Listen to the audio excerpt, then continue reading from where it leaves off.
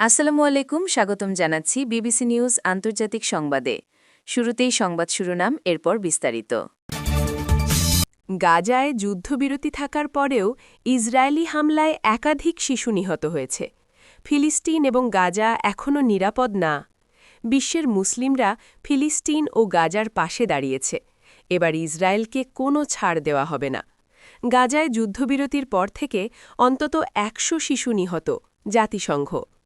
রাশিয়ার হামলায় ইউক্রেনে বিদ্যুৎ কেন্দ্র ক্ষতিগ্রস্ত, নিহত ৪। প্রথমবারের মতো ভারতে আফগান দূতাবাসের দায়িত্বে তালেবান কূটনীতিক। মার্কিন বাণিজ্য চুক্তি অচলাবস্থা, নতুন বাজার খুঁজছে ভারত। দর্শক, এতক্ষণ শুনছিলেন সংবাদ শিরোনাম। এখন বিস্তারিত। আপনি যদি ইসরায়েলের ধ্বংস চান এবং মুসলিমদের পাশে থাকেন, তাহলে ভিডিওতে লাইক করে চ্যানেলটি অবশ্যই সাবস্ক্রাইব করে দিবেন এবং আপনার মূল্যবান মতামত অবশ্যই কমেন্টে লিখে জানিয়ে দিবেন। এখন বিস্তারিত।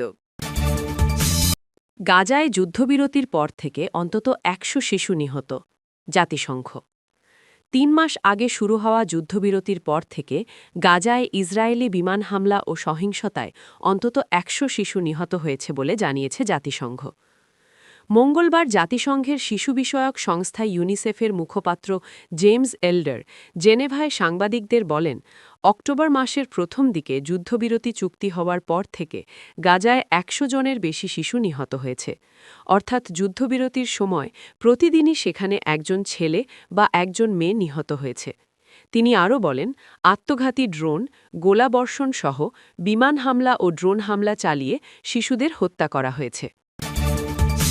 রাশিয়ার হামলায় ইউক্রেনে বিদ্যুৎ কেন্দ্র ক্ষতিগ্রস্ত, নিহত ৪। রাশিয়া মঙ্গলবার ভোরে ইউক্রেনে ২ ডজনেরও বেশি ক্ষেপণাস্ত্র ও শত শত ড্রোন হামলা চালিয়েছে। এতে ৪ জন নিহত হয় এবং একটি বিদ্যুৎ কেন্দ্র ক্ষতিগ্রস্ত হয়েছে। এর ফলে ইউক্রেনের নাজুক জ্বালানি ব্যবস্থার ওপর চাপ আরও বেড়েছে। ৪ জন নিহত হওয়া পূর্বাঞ্চলীয় খার্কিভ অঞ্চলে এএফপির এক সাংবাদিক দেখেছেন অগ্নিনির্বাপক কর্মীরা ডাকঘর এলাকায় আগুন নেভাতে ব্যস্ত এবং উদ্ধারকর্মীরা হিমশীতল আবহাওয়ায় টর্চের আলোয় আহতদের সহায়তা করছেন।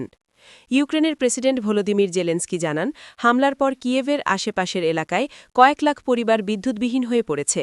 তিনি আবারও মিত্রদের প্রতি দেশের আকাশ প্রতিরক্ষা ব্যবস্থা জোরদার করার আহ্বান জানান। জেলেন্সকি সামাজিক যোগাযোগ মাধ্যমে লিখেছেন, বিশ্ব নতুন সহায়তা প্যাকেজের মাধ্যমে এই রুশ সন্ত্রাসের জবাব দিতে পারে। তিনি আরও বলেন, বিশ্ব অন্যান্য দেশগুলিতে রুশ বিদ্যুৎগুলি চালানোর বিষয়ে কখনো কিছু শোনেনি, কিন্তু এইখানে বিশ্ব সেই সকল সংশোধনের সামনে দাঁড়ায় যেগুলি প্রকৃতপক্ষে জীবন বাঁচাতে পারে। প্রথমবারের মতো ভারতে আফগান দূতাবাসের দায়িত্বে তালেবান কূটনীতিক। তালেবান ২০২১ সালে আফগানিস্তানে ক্ষমতায় ফিরে আসার পর এই প্রথম তাদের মনোনীত জ্যেষ্ঠ কর্মকর্তাকে ভারতের দূত হিসেবে নিয়োগ দিয়েছে। এই কূটনীতিক দিল্লিতে তাদের দূতাবাসের নেতৃত্ব দেবেন বলে জানা গেছে। ভারত আনুষ্ঠানিকভাবে তালেবান সরকারকে স্বীকৃতি না দিলেও এই পদক্ষেপটি সম্পর্কের ঘনিষ্ঠতা বাড়ার ইঙ্গিত দিচ্ছে।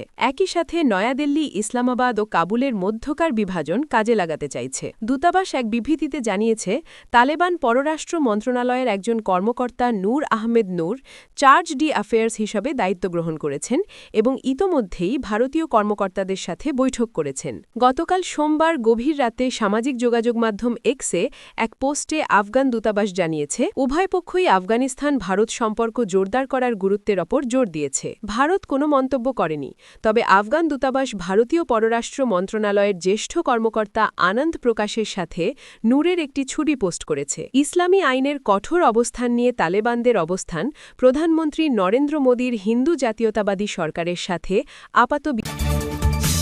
মার্কিন বাণিজ্য চুক্তি অচলাবস্থা, নতুন বাজার খুঁজছে ভারত।